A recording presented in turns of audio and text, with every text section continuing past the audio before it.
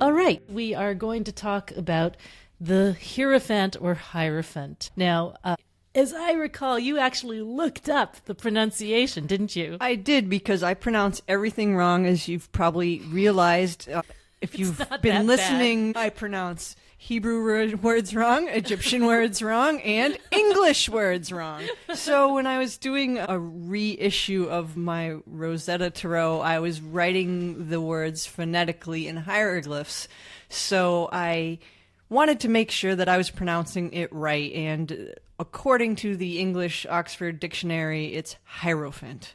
Which is so wrong. Can I just say that's so wrong? Because, this is from Greek. Hieros means sacred, and phantes is revealer.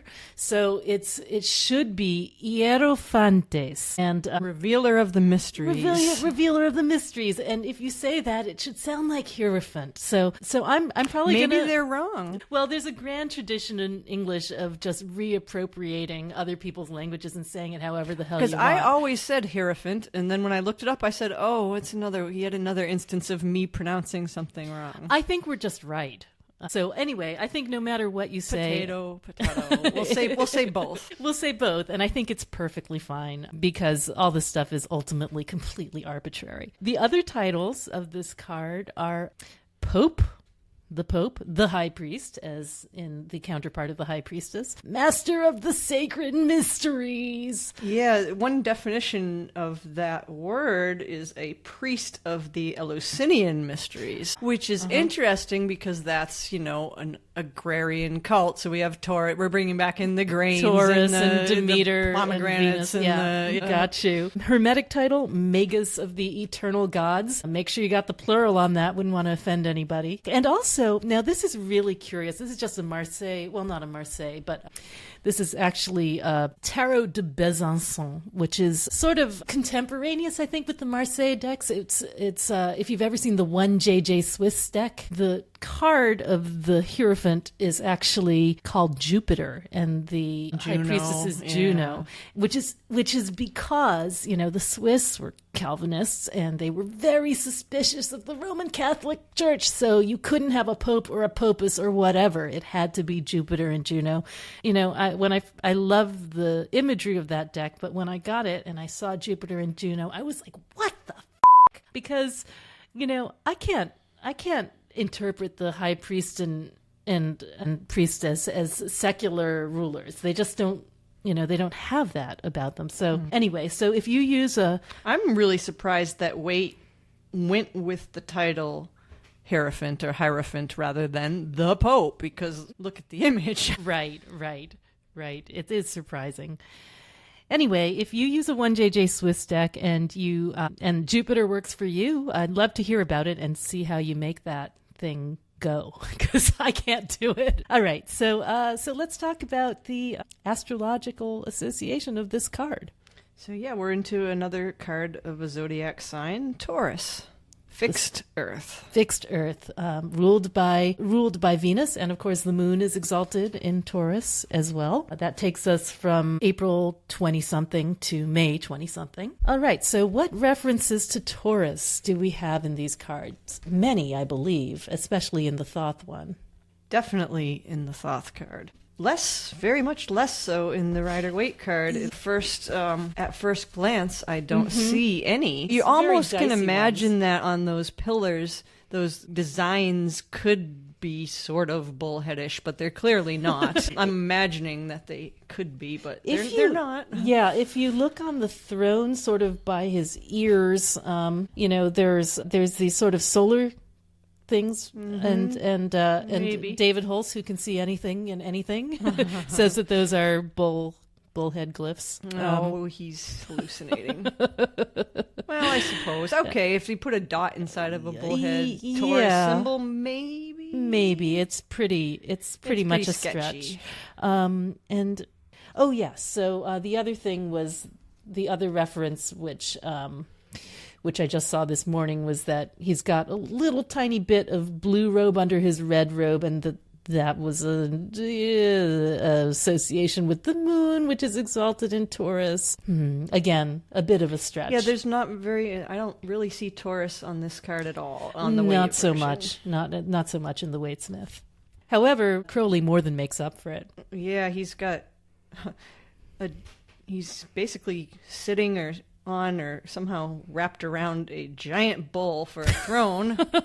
That can't be comfortable. It just seems like a very bad idea. And then, you've got the bull as one of the 4 tetramorphs, so the 4 cherubic beasts in one corner. You've got the elephant, which is also a fixed earth kind of Taurian the bull elephant anyway. Symbol. Then you've got behind his head, you've got that... It looks like the rose window of the cathedral kind of thing. So it's kind of like a hint of that Venus orbit. If you track the orbit of Venus through her cycles, it forms a pattern that looks very much like a Tudor rose, just like that stained glass window in the cathedral. Right. Which is worth looking at those if those of you. And it's a 5-petaled rose, so there's another there's reference the reference to 5. To 5, right? And 5 also, if you think of going into the weapons of Gabora for 5, there's the pentagram, which you see on this card. There's the 5-petaled Tudor rose, which you see on this card, and there's the sword, which you see on this card. Oh, I see. So right. That's kind of interesting. Yeah. I mean, 5 is so integral to this card because of that. There's the pentagram right in the middle, and that idea of spirit added to the 4 elements of matter. The quintessence. The 5th power of the Sphinx. Exactly. We also have a Venus, ruler of Taurus, reference possibly in that woman who's standing in front of the Hierophant. Could be Venus, could be Isis. Ma'at. Or Ma'at, really? I think of the woman girt with the sword adjustment. If you look at the adjustment card in the Thoth deck, she's very much balanced on her toes with the sword between her. And that's Libra, and that's ruled by Venus. By Venus. Right. She's also got a moon in her hand, or is that a bow? It's either a moon or I thought it was like of a crescent sickle, which, Hierophant being a priest of the Eleusinian mysteries, the sickle as the reaper, the harvest. Nice. I like that. Right. Or it could be the crescent moon for the moon's exaltation. The moon's Taurus. Exaltation, and there's another reference to the moon's exaltation in the number of nails at the top. There are 9 of them. 9 nails, which is Isod. Right. Well, there's the dove, which is the dove of Venus. Oh, yes. We have the dove and serpent. His shoulder right. there. Yep. The serpent and the dove again. Right. The descending dove. So this is over his right shoulder if you're looking at the card. And then it also that rose window like thing behind his head, you mentioned that if you cut the apple that way, you see that pattern. So there's another Venus Eve, which again, Taurus, Venus reference. The 5, right. Yeah, Venus is hidden in plain sight everywhere here. Where did we see, last time we had dove and serpent, where? Was it in the Magus? I mean, last time when we recorded? Because I know, serpents are everywhere. Serpents are everywhere. I think one of our recordings, you asked me, I think it was in the Magus, you asked me to talk about the meaning of the serpent, and I just froze because there's a gazillion that the serpent is everywhere, and there are so many meanings that it's all within context. That can be like the subtitle for our podcast. Fortune's Wheelhouse, serpents are everywhere. In the Tabula Mundi deck, I geeked out one time and did a them, spreadsheet, and I counted the number of animals of every type in the deck by far. Serpents won. And I kind of tried to get people to guess how many there were, and nobody even came close. And nobody could find them all except for me, and I might have even missed a few because there are more than 100. Yeah, well, it's interesting. I believe it. And the serpent, of course, is sort of reminiscent of the tree of knowledge of good and evil. And, the tarot has many times been described by people as like that knowledge that's been passed down to us. But again, the serpent reference, dove and serpent reference specifically is something Crowley loved. It's on the Tower card as well. Right, with the descending dove of grace and the rising serpent that winds its way up the tree of life. It comes from I am the dove and the serpent. No, there's love. There and is love and love. There's the dove and the serpent and the dove choose thee well. In the Book of the Law, chapter 1, verse 57, the goddess Nuith speaks, "Invoke me under my stars. Love is the law, love under will. Nor let the fools mistake love, for there are love and love. There is the dove and there's the serpent. Choose ye well. He, my prophet, hath chosen, knowing the law of the fortress and the great mystery of the house of God." Wow. So that's... the house of God is a tower reference. The tower, it's yeah. another title for the tower. Right. Okay. Well, anyway, dove and serpent. If Crowley had a tavern, that's what it would be called. I think if we do a little research, we'll come up with the biblical precedent to that. There's a definite dove and serpent. I forget. I'm not a Bible scholar by any means, so I can't remember exactly where it is, but it's probably fairly easy to find. Okay, thanks to the awesome power of the internet, we have found it. It's Matthew chapter 10, verse 16, and actually we can go to verse 15. "Verily I say unto you, it shall be more tolerable for the land of Sodom and... blah, blah, blah. Okay. Skip the Sodom. Yeah, no, I don't really have a problem with Sodom and Gomorrah, but it just didn't make sense to... It was unfinished. Just go straight to the meat. Straight to 16. Okay, this is Matthew chapter 10, verse 16. "Behold, I send you forth as sheep in the midst of wolves. Be ye therefore wise as serpents and harmless as doves." And then it goes on to say, "But beware of men, they will deliver you up to the councils, they will scourge you in their synagogues, etc., etc." Okay. The scourge, another weapon of Gomorrah. Is that true? Well, yes. That makes sense. I guess these are the words of Jesus, actually, speaking to his 12 apostles and telling them to be wise as serpents and harmless as doves. Choose thee well. Choose thee well. And it kind of makes sense that there's a biblical reference like that in the Hierophant card. Yeah. Right. So we were talking about dove and serpent only because of Venus, really. We were still on that. Yep. I think those are all at least so far, those are all the Venus references that I can see in the cards. I found one that could be a Venus reference, I suppose, in the Rider-Waite-Smith deck. And see, on his tunics, there's the rose on the priest on the left and the lilies on the priest on the right. Well, the rose is one of the symbols of Venus. So, okay, there's some Venus. Yes, and it's also sort of that same sort of serpent-dove type thing, rose versus lily. Jesus and Mary, sometimes they say the rose and the lily. And again, sex and death, right? With the rose representing carnality, passion, and women, and the somewhat phallic lily drink representing death and the male principle, or something like that. Okay. As far as decans of Taurus goes, we have the 5, 6, and 7 of discs or pentacles or coins or what have you, otherwise known as worry, success, and failure. Wow, that's like the story of our lives. Right? The pinnacle of success bordered on either sides by worry and failure. Right? Yeah. And, and that sort of makes sense for Taurus because it's such a thingy sort of sign, the idea of the world. The central card there, success being the moon ruling it, shows the instability of that. Success is fleeting. It's sweet. Enjoy it while it lasts because there's going to be ups and downs. Right. Moon has its exaltation in Taurus.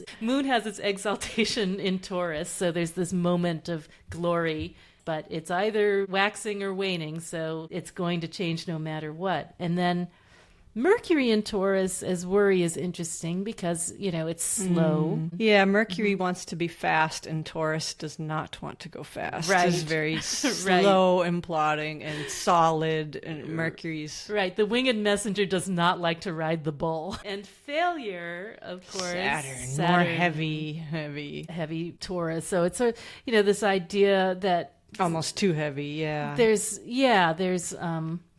There's again a slowness to it, and a sense that there's a sense of real stamina in it too. I've noticed with the Seven of Discs that you can persevere. That card is about endurance. You know, the toil of man, and just enduring till the end. Yeah, I mean, Saturn is compatible with these long-term projects. They're not exactly fun. Not exactly fun. Putting in the effort. There's this idea with the Seven of Discs, when you look at it, that the guy, the idea in the Weight card was that she was trying to depict the possibility of potato blight. She's got nightshades on there. They are, of course, growing up in a very unpotato-like fashion. But he's leaning on his hoe, and he doesn't know, because you never know with potato blight till you dig it up, whether you've got potatoes or mush. And so it's that moment of assessing and wondering, and what you're going to do. What's your plan B? So start digging. These cards of Taurus are really personal for me, because I remember last year in Taurus, I believe it was, I drew the Five of Discs and the Seven of Discs together one morning, and I was about to leave for New York to go to the James Beard Awards, and I was like, well, that's terrible, but but of course it's all going to be fine. So I went and I taught my class, and then I drove to the parking lot where I was going to meet the bus. I saw the bus there. I went in to get a permit for my parking. I came out, the bus was gone. So I had failed at getting my bus. And I had to take a very expensive train to get to my event. Material worry. Exactly. So here we had, exactly the poverty and the failure all in one day. But anyway, so every time now that I get the Seven of Discs, I'm very careful to plan ahead and to respect Saturn as the Lord of Boundaries, and not try to mess with the schedule or be overly optimistic, but just to plan, have a plan B. And that seems to be a better way to deal with that card, with those, when you're dealing with the worldly things of Taurus and the restricting effect of Saturn. I was trying to think of the quote that Crowley says about that card. He's like, something about when all else fails, you can still go toil in the garden. That's true. There's something grounding about facing failure in that way. All right. So Hebrew letter? Nail. Vow. Vav. Vow. Vow. Meaning nail, joining together, which to me is so meaningful for this card. I mean, the Pontifex word actually means in Hebrew is the conjunction and. Wow. So it's it's a connector. It connects two things together. In this case, the above and the below, because this brings the Kabbalah in a little bit. But if you look at the path, so being from Chokmah to Hesed, it's connecting the supernal triad. It's the first path that brings it down. You've got the priestess in the center there, but it's the connector that brings the, supernal father down to the more mundane father, if you will, of Hesed. Right. And also, I just love that idea of the nail that joins things together, because the Pope figure is supposed to be that bridge between... That intermediary between... between heaven and earth. And pontiff, or pontifex, literally means a bridge maker or bridge builder. So there he is, fastening us to the divine, or trying to. And it looks like in the Weight card... I don't know. Those look like three nails up in his crown, doesn't it? It does. It looks like that to me. Well, our friend David Hulse says that that's a W, because we sometimes say. Well, W and U, they are the same letter. So I'll buy that. But it also looks like three nails. It also looks like three nails, and we have, of course, all those 9 nails at the top of the Crowley card. So 3 and 9, I don't know. There's like we talked about the 9 being a lunar reference in the Crowley card. 3, I mean Father, Son, Holy Ghost. I don't know. Also ages of Age of Osiris, Isis, Horus.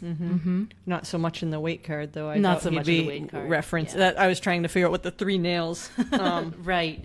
In fact, there's so many references in the Weight card to 3. The Triple Crown that popes used to wear, the triple staff, the 3 crosses on his... One thing we should put up on the website when we put up this card is there's a painting by Van Eyck called Adoration of the Lamb, or the Adoration of the Mystic Lamb.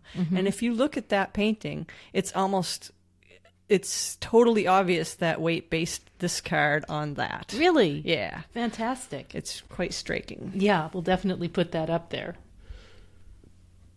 Oh, in terms of bridge making, there's also the hexagram and the pentagram in here. So the hexagram... There's tons of hexagram and pentagram imagery. And hexagram we see as the macrocosm, the heaven and earth joined together, and the pentagram as the microcosm, spirit and matter conjoined in the human. Yeah, there's another really interesting illustration Eliphas Levi has called something like the diagram of macroprosopus or something, where it's got the macroprosopus and microprosopus. Exactly. And it's got on the Jehovah-like figure with the table, his reflection on the other end, one's the white and the black mirroring each other, the greater countenance and the lesser countenance. Yeah, exactly. And that's another reference to the macro and the micro, and the black god and the white god, and of course the macro is and the severe. The macro being, and there's that bridge between the supernal and the supernal triad and the world below. And he's the connector. And interesting, if you look at think of the Taurus as ruling the neck and the throat. If the supernals, Keter being the crown, and they say that Hakma and Bina being the 2 lobes of the brain, and then the next one down, at least on that pillar, would be the neck, would be Taurus. So I don't know if that holds up through the rest of the zodiac in the diagram, but it was kind of interesting thought. I'm just gonna check but just as the emperor was associated with sight, the Hierophant is associated with hearing and sound, perhaps, and the throat as the place where the voice generates. Yeah. That's something to consider. But yeah, I think a Taurus generally is supposed to be associated with the throat, right?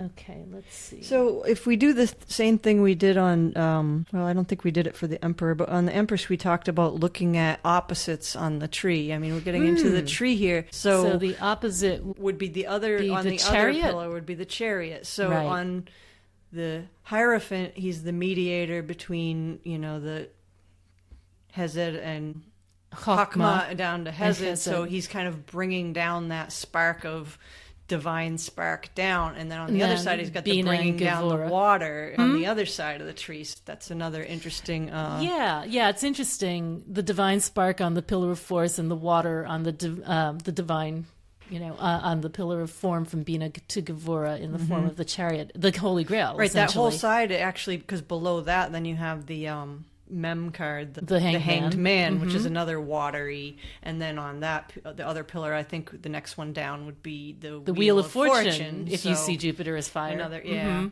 So right. Just an interesting meditation. Yeah, it is interesting to just sort of fold it over the middle pillar like that and think about it. All right, to focus on symbolism. So let's talk about what the hand gestures in both of these figures. Right. So on Waite's card, you've got the classic Pope's benediction, or what do you call that?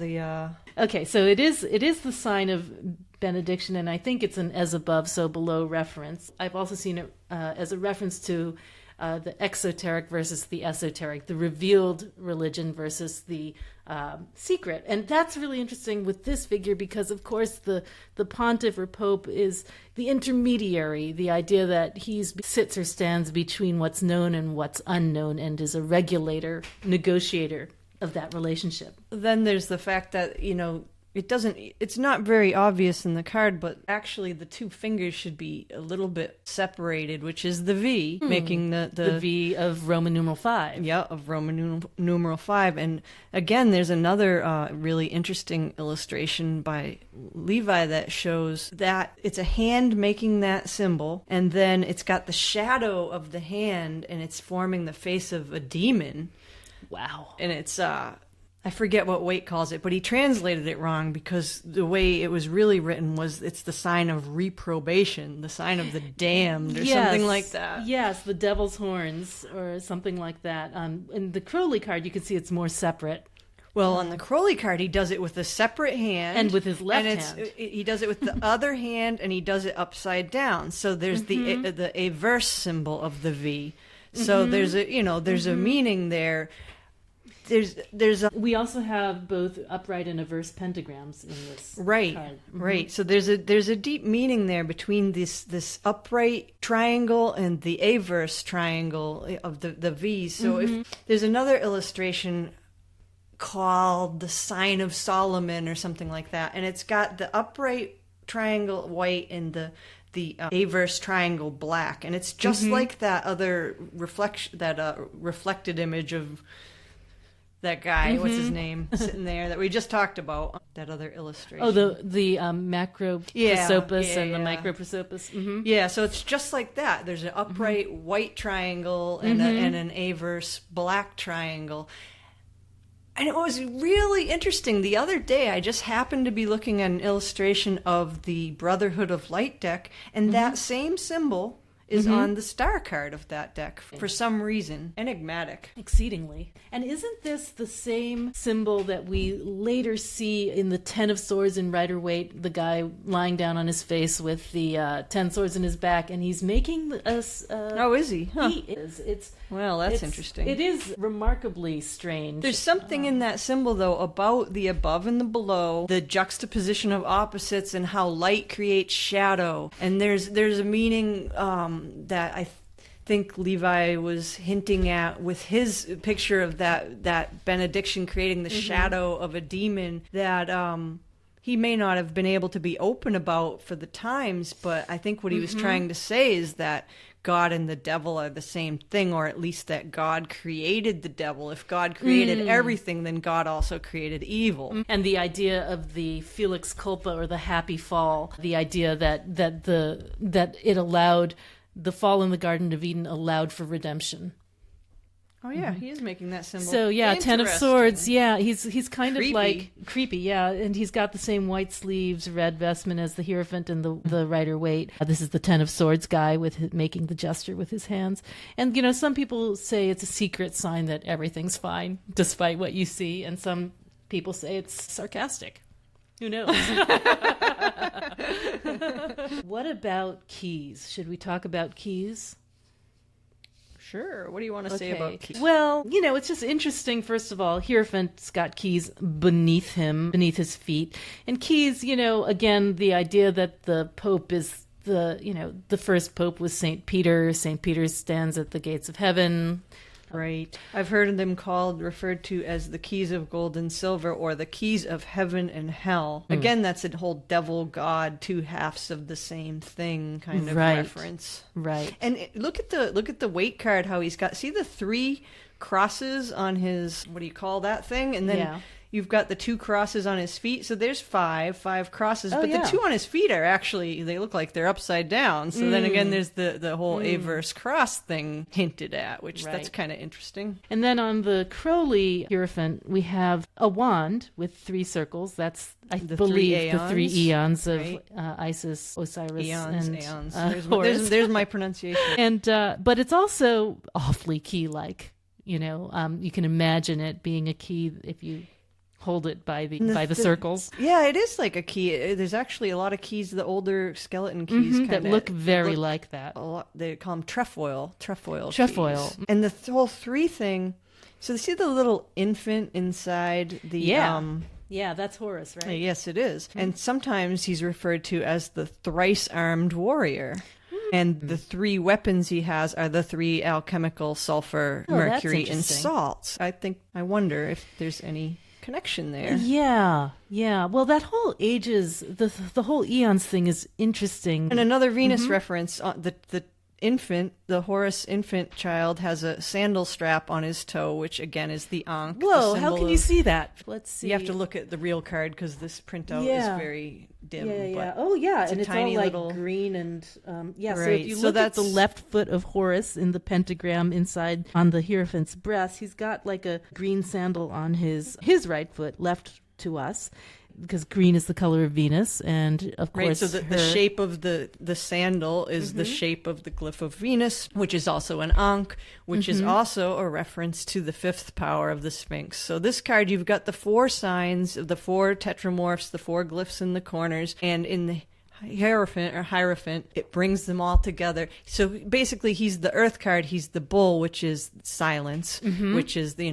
power of to be silent. But he also has the 4 unified within him, the power to go. Right. And that sandal strap is an Egyptian hieroglyph to go. It's really hard to to overstate the significance of this card. There's just so much going on in it. I think the Hierophant in the Crowley deck has more meaning to it than almost any other card. There's so many layers that you could almost write a little mini book on this one card alone. And there's also the just like creepiness of the Hierophant's face, the mask-like quality, calcification almost of the old age passing and giving way to the new. I think Crowley even mentions the kind of creepiness factor of him in a sense that I think he says that his look on his face is somewhat sinister. Oh, it sure is. And sinister, again, if you think of the meaning of sinister, it's left, it's averse, it's reversed, it's, there's all those meanings beyond evil.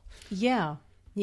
We haven't talked too much about the tetramorph, and that's the 4 beasts, right? Yeah, the 4 beasts of the fixed signs. So yeah, that's a whole nother thing that we should talk about. And Crowley actually does something unusual as compared to the way they're portrayed in other Golden Dawn decks like the Waite-Smith deck. So let's talk about the 4 creatures. I actually pulled up the reference in the Bible. This is This is Ezekiel's vision, the prophet Ezekiel, and it is it's in chapter 1.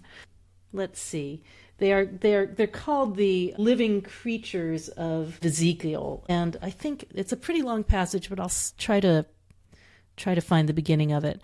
Okay, so there's this giant cloud, fire, whirlwind, clearly something odd going on. And then out of the midst thereof, this is verse 5, came the likeness of 4 living creatures. And this was their appearance. They had the likeness of a man, and every one had 4 faces, and every one had 4 wings, and their feet were straight feet, and the sole of their feet was like the sole of a calf's foot, and they sparkled like the color of burnished brass. Man, I want some of what he's got. And they had the hands of a man under their wings on their 4 sides, and they 4 had their faces and their wings.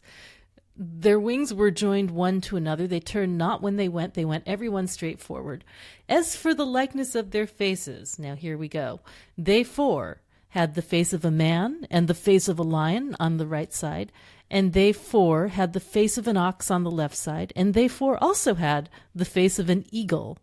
Right? Thus were their faces, and their wings were stretched upwards, etc., etc. Yeah, so it's funny you say you want some of what he's having. If you look up the Hierophant's role in the mysteries, he was he passed out the entheogens. Oh, did he? Yes.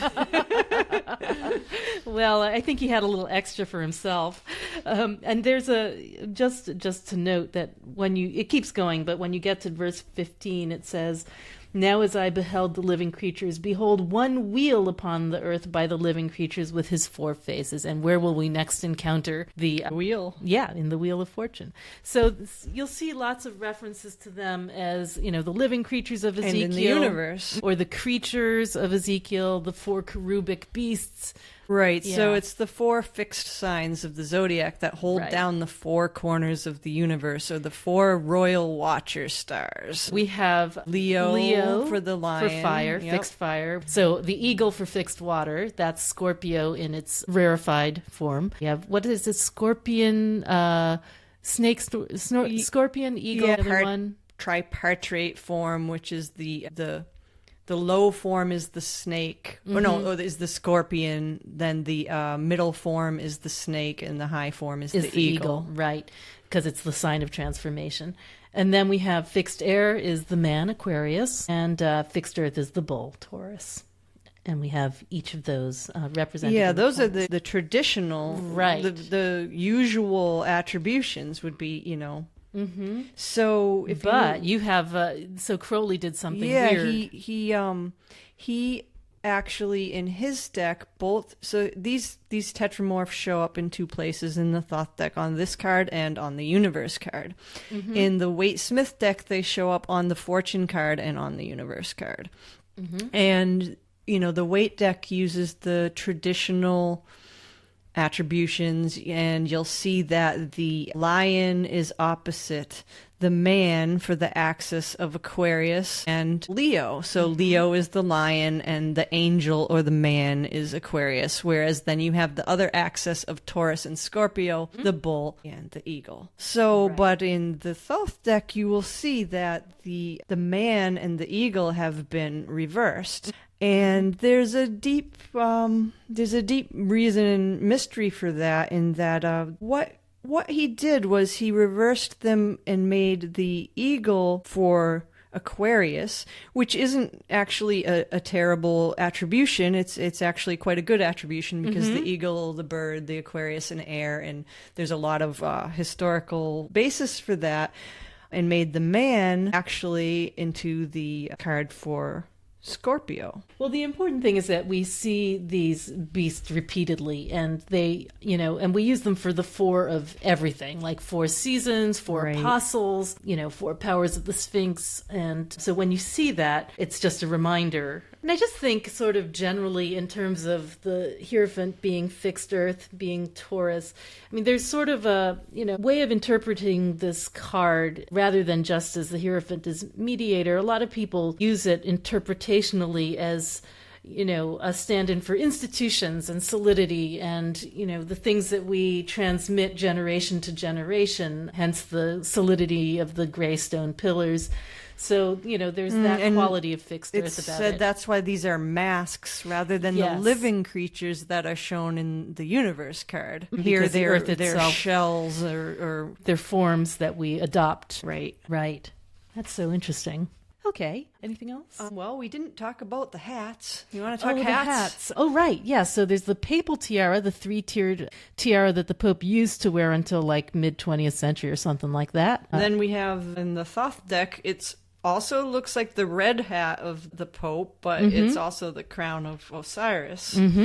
And what does Snuffin call it? Well, okay, so a phallic symbol. Yeah, there is like a staff of Osiris possibly on there if you look real close, and you have the phallic symbol on there as well. Yeah, so I really like it as the Osiris reference. Not just for the reference to the eons or aeons, but in the Book of the Dead, if you look at the Book of the Dead as a metaphor for the spiritual quest, where we are the deceased or we are the waking up, we are the Osiris. And there's the other name of Osiris is Asar. Traditional, I think, Egyptian name would be Asar. And then there's the Asar un Nefer, which means myself made perfect. And I think it speaks a lot to this card, the Hierophant, which gets a really bad rap. A lot of people are very not fond of this card, but it's a teacher. It's associated with the holy guardian angel, that still voice within that shows us the way. And there's a lot of wisdom there, and you have to make yourself the perfect vehicle in order to be silent enough to hear that voice. So there's the death of the ego right there, the idea that you have to destroy yourself in order to surrender to the received wisdom. Right. Then there's a whole nother thing. This is all more related to the Thoth deck than the other Rider-Waite deck, but there's, in the Book of the Law, there's a passage that seems to hint that, well, the consort of the empress is usually the emperor. In the new tradition, the consort of the empress is actually the Hierophant. So the Empress as Venus, and then the Taurus card where Venus is ruled. And you can also look at it as he's the Hebrew letter Vav, which is the third in the divine name. So he's the son, right, of the supernal parents, whereas she's the daughter of the mighty supernal parents. So they're a natural pair. So what else do we want to see? I have some styrax here. Oh, yeah, and we got to do the colors, too. So and the colors. Okay, do the colors. Okay, so the primary color for the king scale. So if you think of the color scales as a rainbow, they actually travel through the 12 signs from red, just like the musical notes do, down through the violet at the other end of the scale. So this is just a little ways away from red. So it's red-orange. Red-orange, it's the next one down from red or up from red, whichever way you look at the directions. So the king scale color is red-orange. So then you have the other three colors. So the queen scale is an indigo color, which is really interesting because I think of the indigo as being a color of Saturn. Yeah. Now, Saturn, this isn't a card of Saturn. It's a card of, Taurus and Venus. But Saturn is heavy and solid like the bull, like the elephant. It kind of reminds me, too, of going back to the name, the Magus of the eternal gods. So who are the eternal gods? I mean, if you think of the concept of eternity, you're thinking of time and Kronos and Saturn. So I don't know. Maybe there you go. Something to think about there. So then after the indigo...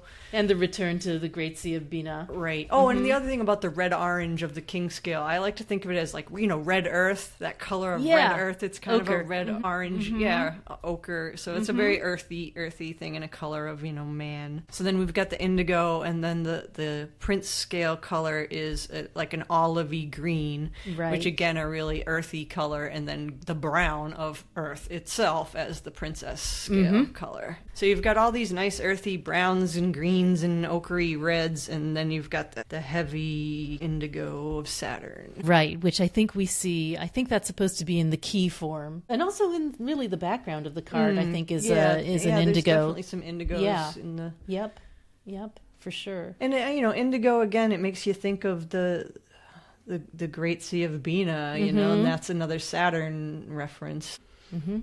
Okay, and because it's red-orange, which is, as you were saying, just the next up on both the color scale and the musical scale, which is C-sharp. Oh, I said that was a D. Okay.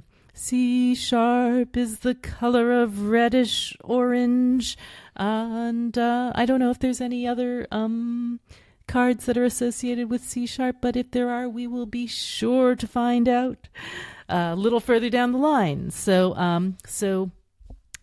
it's not like we're done with C and red. We'll be back there with Mars, the tower. But for this card, it's specifically red-orange and specifically C-sharp. Okay, and we also have here a small amount of styrax, which is kind of one of those vanilla-y resin smells. Again, it's fairly critical. Sweet.